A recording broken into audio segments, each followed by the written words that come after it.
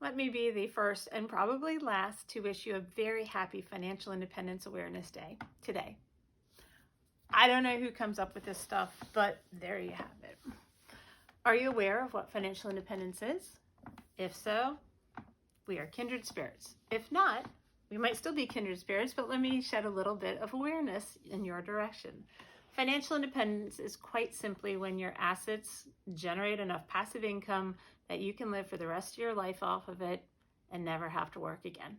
Unless you want to, which is totally optional. And that's one of the beauties of financial independence, is you can do what you want to do. If you love your job, great, keep it up. There's no harm, no foul in that. If you don't love your job, you don't have to do it anymore. You do not have to slog up and down interstate, whatever, I-95, I-5, I-90, whatever. You don't have to do that anymore. Go pursue your passion. And if it pays money, great. And if it doesn't, who cares? Because you're financially independent. Well, let's think about that. So what does that look like?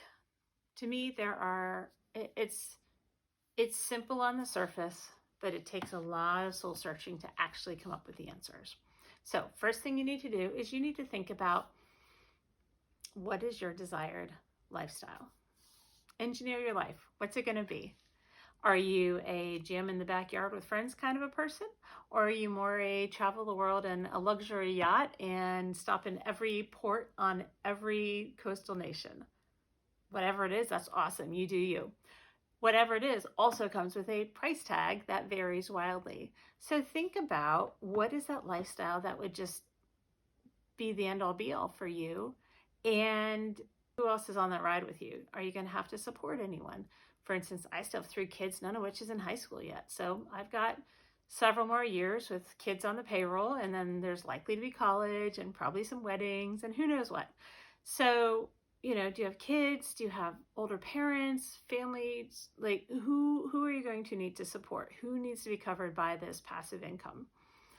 Well, think about, once you take all that stuff, and by the way, if you are going to maybe leave your corporate job, do you have health care? Are you already on Medicare? Or do you have some other source of that?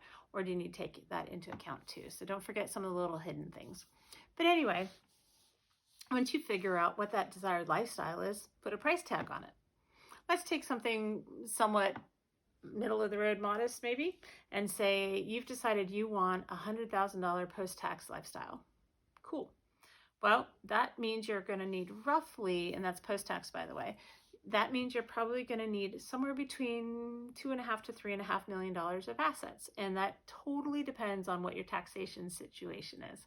If you're old enough that you can be drawing out of IRAs and 401ks, then you may have a very different tax situation than if you're doing all of this in normal, ordinary income post-tax kind of a situation. So 2.5 to 3.5 million would get you that $100,000 post-tax for you to be able to play with without actually cutting into that principal. All right, cool. Well, then the next question is, do you have $2.5 to $3.5 million of assets that can generate income? So do not include your primary residence in that, because unless you're renting out rooms and Airbnb in it, that is not an income producing asset. So it's not helping you in this matter.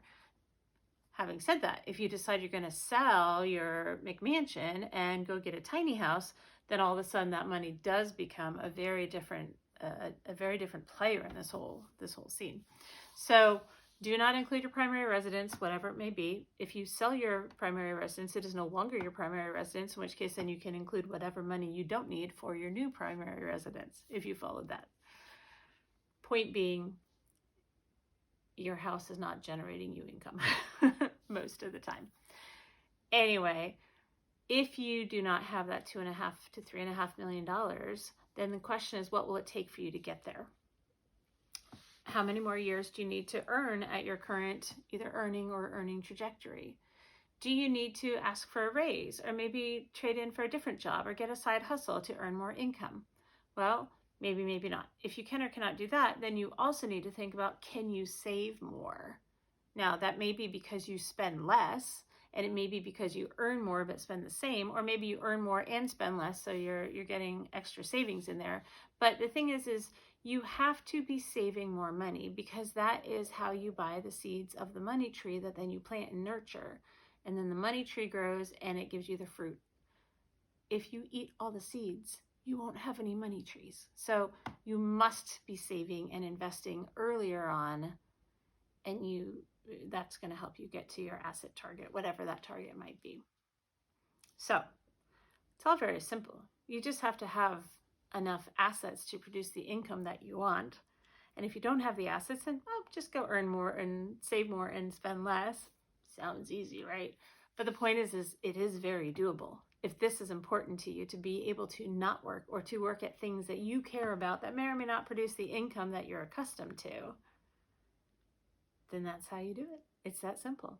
And now you are aware of financial independence if you are not already. And again, a very, very happy Financial Independence Awareness Day to you. Have a good one.